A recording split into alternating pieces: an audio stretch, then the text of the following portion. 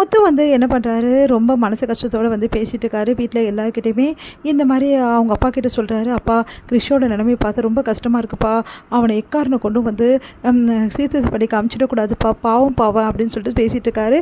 அதை கேட்டுட்டு வந்து ஆமாம்மா இவனை மாதிரி அவனும் சீர்திருத்த பள்ளிக்கு போயிட்டானா அப்புறம் இவனை மாதிரி ரவுடியாக தான் ஆகிடுவான் அப்படின்ற மாதிரி சொல்லிட்டு இருக்காரு. வந்து செம்ம டென்ஷன் ஆகிடுறாரு. பார்த்துட்டு எவ்வளோ தைரியமாக தான் இப்படிலாம் சொல்வேன் அப்படின்னு சொல்லிட்டு மனோஜை போய் அடிக்க போகிறாரு. உடனே எல்லாருமே தடுக்கிறாங்க. உடனே மனோஜ் சட்டையை பிடிச்சி கேட்குறாரு, டே நானா ரவுடி உனக்கு மனசாட்சி இல்லைடா அப்படின்னு சொல்லிட்டு கேட்குறாரு. அதை பார்த்துட்டு மனோஜ் அமைதியாகிறாரு. டே விட்ரா முத்து அப்படின்னு சொல்லிட்டு எல்லாருமே தடுத்து கூட்டிகிட்டு வராங்க. இங்கே வந்து இது எல்லாத்தையுமே கேட்டால் வந்து மீனா வந்து ஒன்றும் புரியாமல் யோசிக்கிறாங்க. ஒன்றே முத்து கிட்ட தனியாக கூப்பிட்டு கேட்குறாங்க, என்னாச்சுங்க, ஏன் இப்படி கோவப்பட்டீங்க, பார்த்தா சீர்திருத்த பள்ளியில் நீங்கள் இருந்தீங்கன்னு சொல்லிட்டு உங்கள் அண்ணன் சொல்கிறாரு, அது உண்மையாங்க, என்னாச்சுங்க, உங்கள் வாழ்க்கையில் என்ன தான் நடந்தது, ரொம்ப நாளாக உங்ககிட்ட நான் கேட்கணும்னு நினச்சிட்டு இருந்தேன், உங்கள் வாழ்க்கையில் ஏதோ நடந்திருக்குன்னு தெரியும், ஆனால் என்ன நடந்ததுன்னு தெரியாது, ப்ளீஸுங்க உங்கள் மனசுலேயே வச்சுருந்தீங்கன்னா பாரம் குறையாதுங்க, இப்போ நீங்கள் ரொம்ப டென்ஷனாக இருக்கீங்க, தயவு செய்து என்கிட்ட எல்லா உண்மையும் சொல்லுங்கள், உங்களுக்கு கெஞ்சி கேட்குறேன் அப்படின்றாங்க. சரி மீனா நான் எல்லாத்தையும் சொல்கிறேன் அப்படின்னு சொல்லிட்டு முத்து ஆரம்பிக்கிறாரு. உண்மையிலே நாங்கள் 3 அண்ணன் தம்பிங்க கிடையாது 4 பேர் அப்படின்னோடனே அதிர்ச்சி அடைகிறாங்க. நீங்கள் என்னங்க சொல்கிறீங்க? ஆமாம் நாங்கள் மொத்தம் 4 பேர். இந்த 4 பேரில் வந்து மனோஜ் மூத்தவன், அதுக்கு முன்னாடி ஒருத்தர் இருந்தான், அதுக்கப்புறமா தான் நான், அதுக்கப்புறம் தான் சின்ன தம்பி ரவி அப்படின்னோடனே அதிர்ச்சி அடைகிறாங்க. என்னங்க சொல்கிறீங்க 4 பேரா? ஆமாம் அப்போ அவர் எங்க அப்படின்னோடனே அடுத்த கதையை எடுத்து காட்டுறாங்க. அப்போ வந்து 4 பேருமே வந்து ரொம்ப சந்தோஷமாக வந்து வளர்க்குறாங்க. வந்து அப்பா அம்மா இந்த 4 பசங்களுக்குமே அவ்வளோ அழகாக எல்லாமே பார்த்துக்கிறாங்க. முத்து அவ்வளோ சந்தோஷமாக வந்து அவங்க அம்மா வந்து பார்த்துக்கிறாங்க. அவங்களுக்கு தேவையானதெல்லாம் பார்த்து செய்கிறாங்க. இதனால் முத்துவும் ரொம்ப சந்தோஷமாக இருக்கார். இந்த சூழ்நிலையில் ஜோசியம் பார்க்குறதுக்காக ஒருத்தர் வராங்க. அப்போ அவங்கக்கிட்ட வந்து எல்லாரோட ஜாதகத்தையும் காட்டி முத்துவோட அம்மா கேட்குறாங்க. அப்போ வந்து முத்துவுக்கு ஜாதகத்தை பார்க்கும்போது இந்த பையனுக்கு தோஷம் இருக்குது, அதனால் இந்த பையனை கொஞ்ச நாள் விலக்கி வைக்கிறது நல்லது, இல்லைனா குடும்பத்தில் அசம்பாவிதெல்லாம் ஏற்படும் அப்படின்ற மாதிரி சொல்லிடுறாங்க. அதனால் அவங்க அம்மா முத்து வந்து கொஞ்ச நாள் விலக்கி வைக்கணும், குடும்பத்தை விட்டு வேறு வழி இல்லை, எனக்கு எல்லா பிள்ளைங்களும் முக்கியம், குடும்பம் முக்கியம், அதனால் முத்துவை விலக்கி வைக்கிறது வேறு வழியே கிடையாதுன்னு சொல்லிட்டு அவங்க பாட்டிக்கிட்ட போயிட்டு சொல்லிவிட்டு ஒரு வருஷம் தான், 1 வருஷம் கழிச்சு நானே வந்து கூப்பிட்டு போயிடுறேன் அப்படின்றாங்க. முத்துவால் தாங்கிக்க முடியல அம்மாவோட பிரிவை, அம்மாவை நினச்சி அழறாரு. அப்படியே வந்து போக விடாமல் வந்து தடுக்கிறாரு. ஆனால் வந்து விஜயா என்ன பண்ணுறாங்க, வம்படியாக வந்து விட்டுட்டு வந்துடுறாங்க. என்னை மன்னிச்சிடுடா, எனக்கு ஒரு வழி இல்லைடா அப்படின்னு சொல்லிட்டு விட்டுட்டு வந்துடுறாங்க. என் முத்து மனசு கஷ்டப்பட்டு அழுதுகிட்டே இருக்காரு.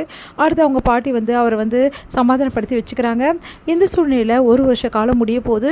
அப்போ கரெக்டாக வந்து என்ன பண்ணுறாங்க, என் அம்மா வந்து கூட்டிகிட்டு போயிடுவாங்க, இதுக்கப்புறம் எனக்கு எந்த பிரச்சனையுமே இல்லை, என் அம்மா கூட நான் ஜாலியாக இருப்பேன், என் அப்பா கூட என் அம்மா கூட சந்தோஷமாக இருப்பேன், என் அண்ணன் தம்பிங்க கூட சந்தோஷமாக இருப்பேன்னு சொல்லிட்டு முத்து வந்து ரொம்ப சந்தோஷப்பட்டு இருக்காரு.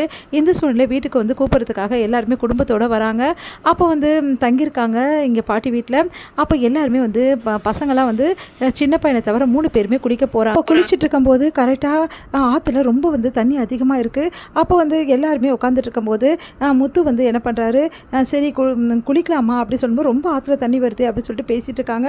அப்போ மனோஜ் வந்து என்ன பண்ணுறாரு, பக்கத்தில் உட்காந்துருக்க இன்னொரு பையனை என்ன பண்ணுறாரு, டே போடா ஒன்றும் தண்ணியெல்லாம் இல்லை அப்படி சொல்லிட்டு பயங்கரமாக தள்ளி விட்டுறாரு, அப்படி பிடிச்சி தள்ளி விட்டுறாரு. அதனால் அந்த பையன் போய் தண்ணியில் விழுந்துடுறாரு. முத்து வந்து டே அவனுக்கு நீச்சல் தெரியாதுடா, ஏன்டா தள்ளி விட்ட அப்படின்றாரு. மனோஜை நான் என்னடா பண்ணுறது, அவன் தான் சும்மா குளிக்கணும்னு ஆசைப்பட்டுட்டேன், நான் அதான் தள்ளி விட்டேன், வந்துடும் அப்படின்ற மாதிரி கூடாக சொல்கிறாரு. அது கேட்டு முத்து ரொம்ப பயந்து போயிறாரு. பார்த்தா அந்த பையன் வந்து முழுகி வந்து இந்த உலகத்தை விட்டு போயிடுறான். அதனால் வந்து எல்லாருமே முத்து தான் தள்ளி விட்டாங்க அப்படின்னு சொல்லிட்டு நினச்சிக்கிறாங்க. அப்போ முத்து கிட்ட கேட்குறாங்க, இல்லை நான் செய்கிறேன்னு முத்து எவ்வளோ சொல்லி பார்க்குறாரு, கேட்க மாட்டேங்கிறாங்க. உடனே மனோஜ் வந்து சாட்சி சொல்கிறாரு, முத்து தான் அவனை தள்ளி விட்டான், முத்து தான் எல்லாத்துக்கும் காரணம், முத்து தான் வந்து தம்பி இந்த மாதிரி பண்ணிட்டான் அப்படின்ற மாதிரி சொல்கிறாரு. அதை கேட்டு வந்து போலீஸ் வந்து முத்துவை அரெஸ்ட் பண்ணுறாங்க. இந்த மாதிரி வந்து முத்து வந்து இதுக்கப்புறம் சீர்திருத்த பள்ளியில் அனுப்பிச்சிடுறாங்க. அவங்க அப்பா எவ்வளோ சொல்லி பார்க்குறாரு, கேட்காம சீர்திருத்த பள்ளிக்கு கூட்டிகிட்டு போயிடுறாங்க. அவங்க அம்மா வந்து அவன் வந்து வேணாம், இதுக்கப்புறம் அவன் மூஞ்சிலேயே நான் முடிக்க மாட்டேன், இதுக்கப்புறம் அவன் என் பிள்ளையே இல்லை, எப்போ என் இன்னொரு பிள்ளையை வந்து இந்த உலகத்தை விட்டு அமிச்சானோ இதுக்கப்புறம் அவன் என் பிள்ளை கிடையாது அப்படின்னு சொல்லிட்டு முத்து வந்து கை கழுவிடுறாங்க. விஜயா கிட்ட எவ்வளோ சொல்லி பார்க்குறாரு, இல்லை அவன் அப்படி பண்ணுறக்கூடிய இதில் ஏதோ ஆக்சிடென்ட் நடந்துச்சுன்னு அவங்க அப்பா எவ்வளோ சொல்லி பார்க்குறாரு, கேட்க மாட்டேங்கிறாங்க. முத்துவை பார்க்க வந்து நம்ம என்ன பண்ணுறாரு, அவங்க அப்பா வந்து போகிறாரு. அப்போ முத்துக்கிட்ட ஏன்டா இப்படி பண்ண, நீ பண்ணியிருக்க மாட்டேன்னு எனக்கு தெரியும், என்ன நடந்தது அப்படின்னோடனே இந்த மாதிரி மனோஜ் தான் அந்த விஷயத்தை எல்லாத்தையுமே பண்ணா அப்படின்னு சொல்லிட்டு சொல்லிடுறாரு.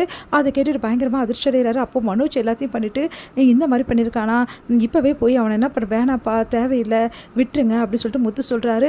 கொடுத்த தண்டனை காலம் எல்லாம் முடிய போகுதுப்பா, இதுக்கப்புறம் உண்மை தெரிஞ்சு என்ன பிரயோஜனம், மறுபடியும் அவனுக்கு தண்டனை கொடுக்கறதுக்கா, வேணாப்பா ஒருத்தர் குடும்பத்தில் தண்டனை அனுபவிச்சதே போகணும்னு சொல்லிட்டு முத்து சொன்னதால் அவங்க அப்பா வேறு வழி இல்லாமல் சொல்லாமல் இருந்துடுறாரு.